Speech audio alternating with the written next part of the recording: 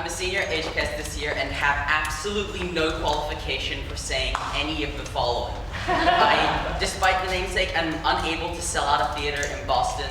I am the bad news guy, and I'm going to be the one not to follow the heart, but the brain.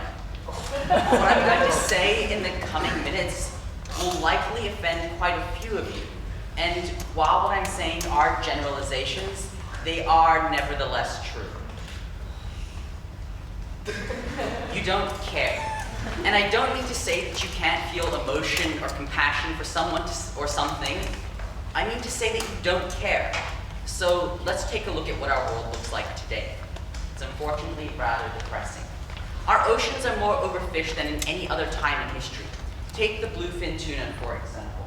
That's not supposed to. Take the bluefin tuna, for example. According to data published by the Pew Environmental Group, in recent years, populations of tuna have fallen by 96%. According to data published in Nature, just 1 in 10 tuna that had been fished had reached sexual maturity, meaning that 9 in 10 had not bred.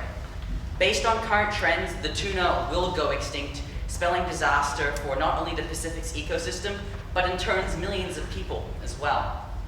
But the problems don't stop with when we hit the land. Our systematic destruction of Earth also extends to the rainforest. Last year, the Amazon rainforest was cut down at a rate of over 93 football fields of area each hour. But 2015 wasn't the worst year, far from it. Amazon deforestation peaked in 2004 when it was being cut down at a rate of over 5 times last year's rate. Since 1970, when deforestation figures began to be collected, 767,000 square kilometers has been cut down, an area roughly similar to the country of Spain.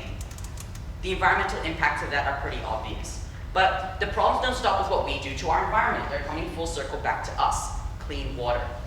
According to the United Nations in 2013, 783 million people lacked access to clean water, and another 2.5 billion lacked access to proper or adequate sanitation. The problem is still so prevalent that it has warranted itself a spot on the 2030 United Nations Sustainable Development Goals. And this isn't exclusive to underdeveloped countries either. Flint, Michigan, a town in the United States of 100,000 people, came into the national and international spotlight last year when it became clear that the water that people had been drinking and bathing in was dangerously poisonous. But the people who report on these problems aren't safe either. Our next door neighbor, China, is the biggest offender, having jailed 49 journalists. These are their names. But what country comes second? North Korea, Russia, Syria, Iran? Wrong. It's Egypt, having jailed 23 journalists. The current president of Egypt, President Abdel Fattah al-Sisi, has become notorious for using his authoritarian power and regime to suppress and censor political dissent. But right across the Mediterranean from Egypt, we see the news media's current favorite story, the Syrian refugee crisis. According to the UN High Commission on Refugees, more than 4.8 million men, women, and children have been displaced from their homes, a group of people roughly similar to the population of New Zealand. And while the headlines in Europe continue to dominate, this problem exists elsewhere as well. Let's look to the other side of Egypt, to South Africa. South Africa has been swamped by asylum seekers from countries from Somalia to Ethiopia to Congo to Mozambique and Zimbabwe. And even on the other side of the world, in some of the most developed countries like Australia, asylum seekers are left to dither. This is Christmas Island detention centers. And for the past decade and a half, as asylum seekers have arrived from countries like Sri Lanka, Afghanistan, and Iraq, they've been left to dwell and dither there. Very few have been granted asylum or visas. This prompted Graham McGregor, a spokesperson for Amnesty International Australia, to say the following: "Mark this day in history as the day that Australia turned its back on the world's most vulnerable people, closed the door, and threw away the key." But even the refugees aren't going anywhere. The problems are getting worse. Geopolitical tensions are at basically an all-time high. Annually, the Bulletin of the Atomic Scientists publishes an ominously named Doomsday Clock, estimating the tensions in the world. Midnight is representative of a global environmental or nuclear disaster. So where are we today? 3 minutes to midnight. This is the closest Earth has been to midnight since 1953, when it was just 11:58 p.m. To put this in context, at the time, the United States and the Soviet Union decided to pursue hydrogen weapons, weapons orders of magnitude more powerful than the bombs used at Hiroshima and Nagasaki. Again, it would seem that the United States and the Soviet Union, now Russia, are forming up to what some could be called a Second Cold War, this time in Eastern Europe. In 2014, February and March, Russia annexed the Crimean Peninsula of Ukraine. Since then, tensions have escalated as the eastern half of the nation has fallen into chaos. As tensions rise, countries in the region like Estonia, Latvia, Lithuania, Poland, and Belarus are having to pick sides. But this conflict's really far away from home, so let's look a little bit closer. Tensions along the DMZ between North and South Korea have been at all-time highs recently.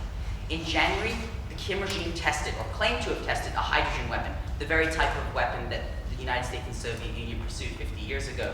In February, they launched a rocket into space, proving their military prowess, and just last month, fired a rocket some 800 kilometers off its coast. And much to the consternation of China, this isn't the only regional power play. These islands on the your left-hand side, the Diaoyu or Senkaku Islands, depending on who you ask, have been contested by China and Japan for decades. But more recently, the Spratly and Parcel Islands have become of greater interest. But if things weren't already complicated enough, these islands are not only contested by China and Japan, but also by Malaysia, the Philippines, and Vietnam. The world is looking to be a pretty bleak place. The bulletin rightly moved the clock to 3 minutes to midnight. So, do you care? At what point did you start to get bored by what I had to say? At what point were you frustrated by how many problems I had to list out? I hate to break it to you, but the earlier on the answer was, the worse off the world is. I was supposed to talk about change today, and I'm not here to say how we're going to solve many or even any of these problems. Mine's greater than mine? Impossible, I know. Have tried and failed. Little changes come of that. So how are we, the next generation, supposed to confront these problems and in turn create change as well? Well, we are the most politically apathetic demographic there is. According to the Pew Research Center, youths 18 to 24 are the second most politically apathetic demographic, second only to people over the age of 65. And why they are less politically engaged is somewhat obvious. It becomes harder for you to move after a certain while. Sorry. But parents, teachers, and other speakers, your generations aren't exactly free of blame either. A UK-based pollster and statistician said the following: voter disengagement is getting worse and worse. No one is taking this seriously enough. We have become increasingly cynical over the past several decades, and that isn't necessarily a bad thing. But unfortunately, we don't act on that cynicism either. We let it fester, grow like a tumor, and we let it immobilize us. That we can change. In recent years, people have become increasingly frustrated with institutions and establishments, and rightly so, sometimes for good reason. But those very same institutions and establishments have the ability to create a huge amount of change by mobilizing resources effectively. So we should use them. I hate to break it to you, but no matter how many trees you plant, or no matter how many bowls of shark fin soup you refuse to eat, no matter how many letters you write to a president or a prime minister, and no matter how many refugees you decide to adopt, you alone will not change anything. These are band-aid solutions. This is the equivalent of trying to dig a tunnel through a mountain using a pair of chopsticks. The impact that we can have as individuals is almost meaningless. But what we can do as a group, however, is much, much bigger. We as voters and as lobbyists, as citizens, simply as people of this world influencing politics, can change these things. So, do you care? Yes is not necessarily the answer I or the world is looking for. Just a little bit more. In doing that, find the problems that you truly do care about. Go find a politician who agrees with you and wants to solve those problems.